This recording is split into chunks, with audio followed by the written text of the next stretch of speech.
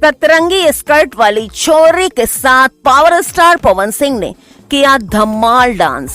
तू हमार देखा पर मोहल्ले में मच गया बवाल। जी हाँ दोस्तों, धांसू बवाल और जबरदस्त खबर के साथ मैं वंदिता।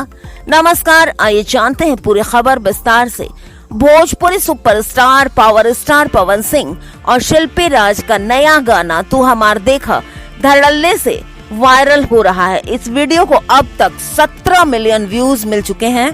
सौम्या पांडे संग पवन सिंह मस्त ठुमके लगाते हुए दिखाई दे रहे हैं।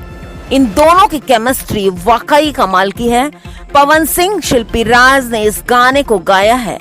सत्यवीर सिंह ने इस गाने के बोल लिखे हैं। पवन सिंह के साथ सौम्या पांडे फीचर हुई हैं। रवि पंडित ने डायरेक्ट किया है। विशाल गुप्ता ने कोरियोग्राफी की है।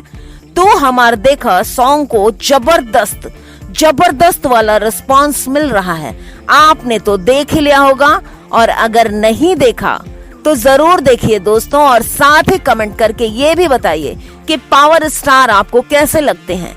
वीडियो अच्छी लगी हो तो लाइक कर दीजिएगा, चैनल को सब्सक्राइब करके बेल आइकन भी प्रेस कर दीजिएगा ताकि ऐसे ही मजेदार वीडियो आप तक आती रहे। मिलती हूँ अगली खबर में फिर से।